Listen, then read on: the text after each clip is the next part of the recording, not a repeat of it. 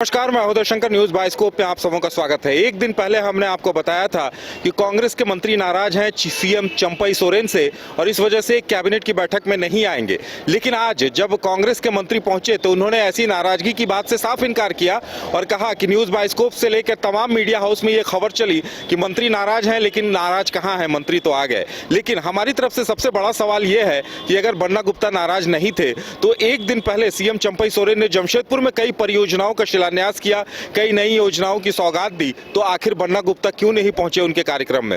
आलमगीर आलम को लेकर भी यही सवाल है कि अगर आलमगीर आलम नाराज नहीं थे तो इससे पहले कैबिनेट की जो बैठक हुई उसमें क्यों नहीं पहुंचे। और उससे भी बड़ा सवाल यह है कि आलमगीर आलम को मनाने मिथिलेश ठाकुर क्यों पहुंचे थे।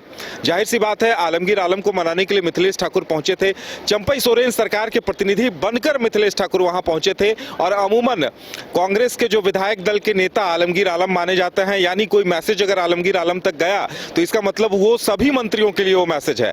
ज्यादा जानकारी के लिए हमारे साथ करिश्मा है। करिश्मा, इस प्रकरण की काफी चर्चा हो रही है कि मंत्री नाराज हैं। जी देखिए, आज कैबिनेट की बैठक थी और ऐसे में सभी की निगाहें टिकी हुई थी कि क्या कांग्रेस के 4 नाराज मंत्री जो है वो कैबिनेट की बैठक में आते हैं या फिर नहीं। लेकिन अचानक से बन्ना गुप्ता को हमने देखा, फिर वो मीडिया से मुखातिब होते हुए ये कहे कि कई मीडिया हाउसेस में, यानी कि बाइस्कोप भी इस खबर को कहीं ना कहीं दिखाने की कोशिश किया था कि चारों मंत्री जो है वो नाराज है। उनका स्पष्ट रूप से कहना था कि हम लोग में नाराजगी जो है वो नहीं है। लेकिन सवाल आपने सही उठाया कि अगर नाराज नहीं थे कांग्रेस के 4 मंत्री तो वो मुख्यमंत्री चंपई सोरेन के कार्यक्रम में क्यों नहीं मौजूद थे। जमशेदपुर के पोटका में कल कार्यक्रम था और ऐसे में बन्ना गुप्ता वहां पर नहीं पहुंचते हैं। और उसके बाद खबरें ये आती है कि मंत्री मिथिलेश ठाकुर मंत्री आलमगीर आलम के आवास पहुंचते हैं, वहां पर घंटों उनसे बातचीत करते हैं, क्योंकि खबरें यही सामने आ रही थी कि मंत्री परिषद में मंत्रियों की राय नहीं ली जाती है, जिस वजह से तमाम जो कांग्रेस कोटे के 4 मंत्री हैं वो काफी परेशान थे। वो उनका कहना था कि चंपई सोरेन खुद ही डिसीजन लेते हैं। आज जिस तरीके से बन्ना गुप्ता मीडिया के सामने आकर यही बोले हैं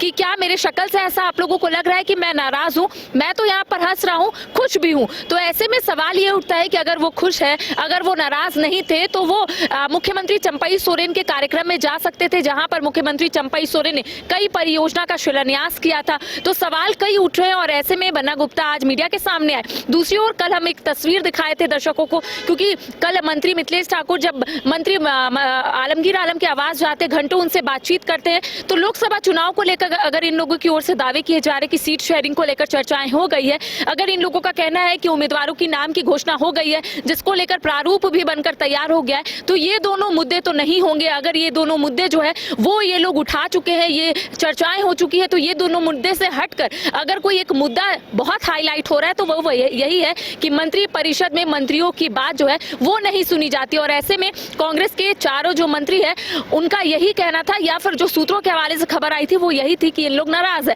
आज कांग्रेस कोटे के 3 मंत्री जरूर हमें दिखे कैबिनेट में, एक बन्ना गुप्ता, बादल पत्रलेख और विधायक दल के नेता आलमगीर आलम जो वर्तमान में मंत्री भी है। तो ऐसे में 3 मंत्री जरूर हमें वहां पर दिखे हैं। और बन्ना गुप्ता जैसे ही मीडिया के सामने आए वो यही बोले कि क्या मेरे शक्ल से ऐसा आप लोगों को लग रहा है कि मैं नाराज हूं। तो कह सकते हैं कि कल जब मिथिलेश ठाकुर आलमगीर आलम से मिले हैं तो तमाम चीजों को लेकर चर्चाएं हुई होंगी कि किस तरीके से राज्य में जो सरकार को लेकर कई खबरें जो है वो सामने आ रही है। तो कहीं ना कहीं यहाँ पर स्थिरता लाने की जरूरत है और सबको एक साथ रहने की जरूरत है।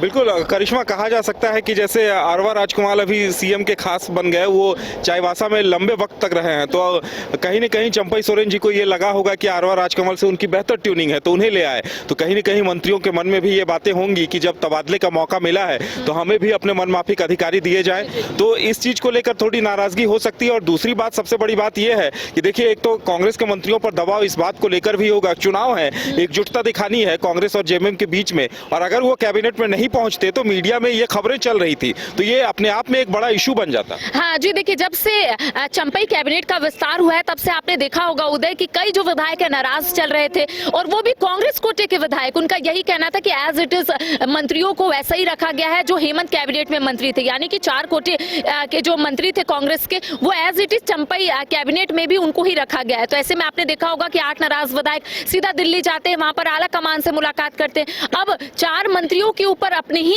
जो कांग्रेस कोटे के विधायक है वही आरोप लगा रहे। उनका कहना है कि मंत्री उन्हीं की बात नहीं सुनते। तो यहाँ पर नाराजगी जो है वो समय समय पर देखने को मिलती है। और ऐसे में अगर हम लोग कांग्रेस के विधायक या मंत्रियों से बातचीत करते हैं तो उनका यही कहना होता है कि सब कुछ आल इज वेल है, सब कुछ ठीक है। लेकिन एक मैंने आपको पहले ही बताया था कि चंपई सोरेन के सामने अभी फिलहाल कई चुनौती है।